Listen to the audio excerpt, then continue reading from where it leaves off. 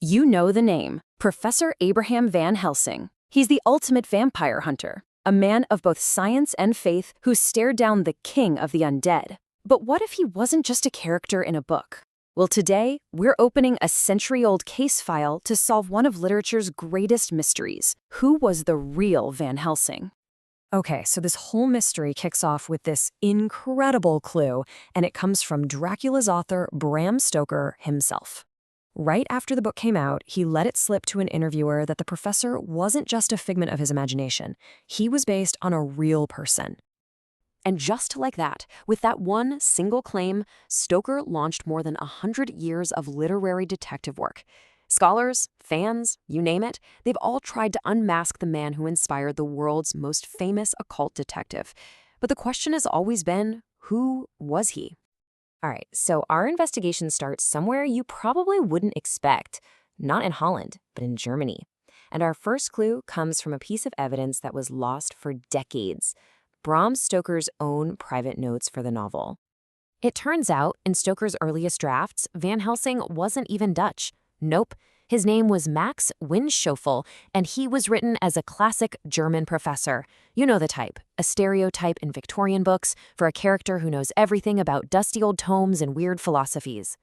So that's the big question, right? Why the total 180? Why change his name, his nationality, and his entire profession? Well, it looks like Stoker started with a simple, fictional trope, but then he met some real people who inspired him to create someone much, much more interesting. So let's go ahead and line them up. It's time to meet the prime suspects, the real-world figures who most likely got stitched together to become the Van Helsing we all know. Our first and honestly most compelling candidates are two pioneering Dutch doctors, Albert van Rentergem and Frederick van Eden. These guys ran a groundbreaking and frankly pretty controversial clinic in Amsterdam that specialized in a new, almost mystical-seeming science, clinical hypnosis. Just think about it for a second. Van Helsing's key scientific weapon is hypnotizing Nina Harker to track Dracula across Europe. That wasn't just some random idea. It was the exact specialty of these doctors. Van Helsing is called a doctor of the brain, and these two were the most famous brain doctors in the Netherlands, using methods that really blurred the line between hard science and the hidden powers of the mind. And then you get this. This is probably the closest thing we have to a smoking gun. According to their own family history, Dr. Van Rentergem's wife told her grandson that Bram Stoker knew her husband and straight up used him as the model for Van Helsing. It's about as direct a piece of evidence as you could ask for. But, for all their psychological know-how, the Dutch doctors were missing one key thing on their resume: any real-world experience with actual vampire panics. For that, it seems Stoker had to look a little further back in time to a Prussian pastor who saw the horror firsthand.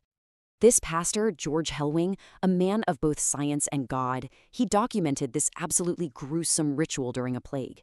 Terrified villagers dug up a body and they decapitated it with a spade. Sound familiar? It's hauntingly similar to the scene where Van Helsing leads the charge into Lucy Westenra's tomb to perform that very same ritual. Okay, next up is a guy who might be the most famous real-life vampire hunter in history, Gerard van Swieten. He was a Dutch doctor sent by the Austrian Empress herself with one official job: put a stop to a full-blown vampire panic that was sweeping the countryside. And this is where you can really see Bram Stoker's genius as a storyteller. He takes the figure of Van Swieten, an official Dutch doctor investigating vampires, and he completely inverts his entire philosophy. See, the real Van Swieten used science to debunk the myths. Van Helsing shows up and uses science to prove the myths were real all along. Our final suspect isn't a hands-on vampire slayer, but he was a celebrity academic from Oxford, and he might just hold the key to the character's original name and his incredible intellectual authority. Remember that first name, Max Winschofel? Well, the most famous intellectual in England at the time was a guy named Friedrich Max Müller. The name Max was almost certainly a nod to him. Müller was a polymath, one of those people who seem to know something about everything, just like Van Helsing, who can lecture you on medicine, history, and folklore without missing a beat. Now, before we put all the pieces together and deliver the final verdict, we have to clear the air. There's one theory that has dominated this whole mystery for decades, but when you look closer at Stoker's notes, you realize it's just a classic red herring. For years, the number one suspect was this Hungarian explorer named Armin van Bury. And why? Because in the book, Van Helsing mentions his friend Arminius. But here's the thing, Stoker's private notes tell a totally different story. Van Bury is never mentioned in the character plans. By actually naming him as a friend in the novel, Stoker is basically telling us, hey, this guy is a source for my hero. He's not the hero himself. Case closed. So, if it wasn't Van Bury, and it wasn't any single one of our other suspects, what is the real answer here? Who was Abraham Van Helsing? The truth is, Van Helsing is a brilliant composite character. He's a literary fusion. Stoker built him piece by piece. He borrowed the Dutch nationality and medical profession from the psychiatrists, the gruesome folklore knowledge from the pastor, the official investigative role from the imperial doctor, and that academic swagger from the Oxford professor. You have to remember, Bram Stoker was a theater manager. That was his day job. He knew how to build a character that would work on stage. He took the medical authority of one man, the grim real-world experience of another, and the intellectual fame of a third to forge the absolute perfect, most believable vampire hunter imaginable. And that composite approach, that's the secret sauce. It's exactly why Van Helsing became such an iconic and enduring hero, a hero perfectly built for the age in which he was created. He's what some scholars call an epistemological bridge. Now, that's a fancy term, but all it really means is he connected two different worlds. He was the perfect hero for the late Victorian era, a time of unbelievable scientific progress that was still deeply haunted by ancient fears.